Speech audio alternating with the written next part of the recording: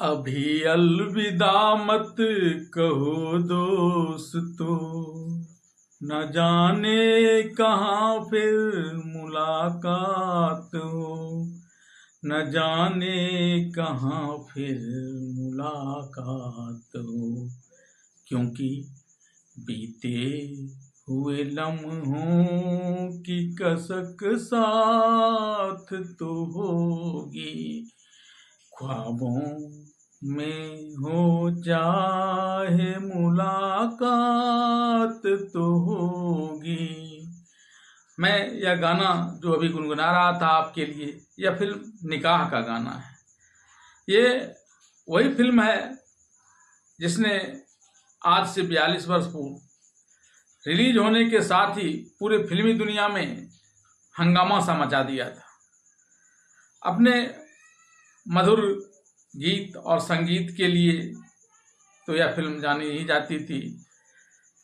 यह अपनी कहानियों के लिए भी उतनी ही ज़्यादा जानी जाती थी। और सबसे बढ़कर तो यह कि इस फिल्म ने एक पाकिस्तानी हसीना को, जो बॉलीवुड में गायकी के क्षेत्र में अपना भाग्य आजमाना के लिए यहाँ आई थी, और जो कतई अभिनय के क्षेत्र में नहीं जाना चाहती थी, उसे न सिर्फ अभिनय के क्षेत्र में लाकर स्टार बना दिया, बल्कि इस फिल्म में उसे फिल्म फेयर अवार्ड भी मिला। आइए जानते हैं इस फिल्म की पूरी कहानी और किस प्रकार से वो पाकिस्तानी लड़की जो यहाँ गायकी के क्षेत्र में भाग आजमाने आई थी, उसकी कहानी। वो पाकिस्तानी हसीना जो सिंगर बनने का ख्वाब लिए बॉलीवुड आई थी, वह सलमा आगा थी। अपने ख्वाब को पूरा करने के लिए वो मुंबई आई और वहाँ संगीतकार नौशाद साहब से मिलने गई। उसी दौरान उनकी मुलाकात फिल्म निर्माता बी आर चोपड़ा से हुई, जो उनकी आवाज़ और हेयर स्टाइल से इतने प्रभावित हुए कि उन्हें निकाह में लीड रोल ऑफर कर दिया। बस यहीं से शुरू हुआ सलमा आगा का फिल्मी सफ़र। निकाह रिलीज होने के बाद सलमा की किस्मत ही बदल गई। इस फिल्म ने न केवल बॉक्स ऑफिस पर धमाल मचाया, बल्कि इस पर 34 केस भी दर्ज हुए और टिकट के लिए लंबी लंबी लाइनें लगने लगी। फिल्म उस वक्त एक बड़ी हिट साबित हुई थी और सलमा की गिनती टॉप एक्ट्रेस में होने लगी थी। सलमा आगा ने पति पत्नी और तवायफ, ऊंचे लोग और जंगल की बेटी जैसी फिल्मों में बेहतरीन काम किया। वह न केवल एक्टिंग में माहिर थी, बल्कि अपने कई गानों को वह खुद ही गाया करती थी, और इसके लिए उन्हें फिल्म फेयर अवार्ड में बेस्ट फीमेल प्लेबैक सिंगर के लिए नॉमिनेशन भी मिला था। हालांकि उन्हें यह अवार्ड सिर्फ अपनी डेब्यू फिल्म निकाह के लिए जीता था।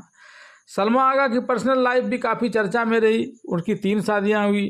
पहली शादी जावेद शेख से हुई, फिर उन्होंने 1989 में स्क्वैश प्लेयर रहमत खान से शादी की, जिससे उनके 2 बच्चे हैं। 2011 में उन्होंने दुबई के बिजनेसमैन मंजर शाह से शादी की।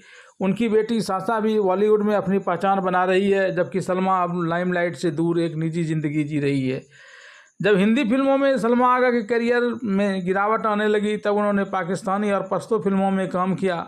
उसकी पर्सनल लाइफ की उथल पुथल को उसकी कैरियर की गिरावट का कारण माना जाता है। हालांकि निकाह जैसी सुपरहिट फिल्म के साथ सलमा आगा का नाम आज भी इंडस्ट्री में याद किया जाता है। बात फिल्म निकाह की जाए तो इसमें हैदर, जिसकी भूमिका राज बब्बर ने निभाई है, और नीलोफर, जिसकी भूमिका सलमा आगा ने निभाई है।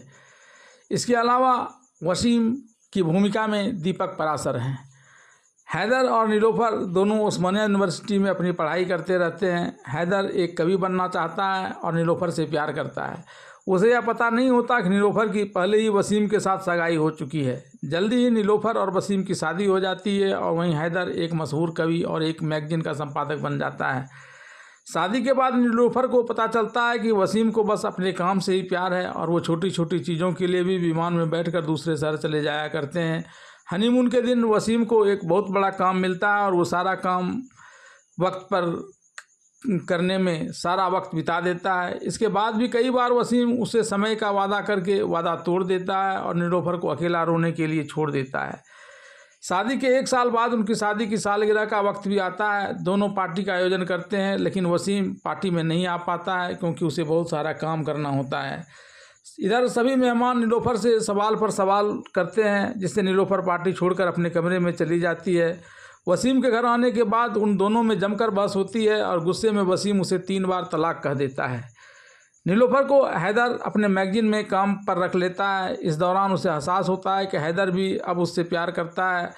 वसीम, जिसने गुस्से में नीलोफर को तलाक दे दिया, वो दोबारा उससे शादी करना चाहता है और इस कारण वह एक इमाम से मिलता है और इस मामले में सलाह मांगता है। इमाम उसे कहता है कि शरिया कानून के अनुसार उसे नीलोफर को इसके लिए किसी और से शादी करनी पड़ेगी, फिर तलाक लेने के बाद ही उससे शादी कर सकता है।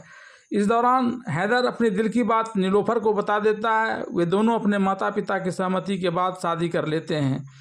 वसीम नीलोफर को एक पत्र लिखता है जिसमें लिखा होता है कि वो हैदर को तलाक देकर उससे शादी कर ले, लेकिन यह पत्र नीलोफर की जगह हैदर पढ़ लेता है और उसे लगता है कि वसीम और नीलोफर एक दूसरे से अब भी प्यार करते हैं।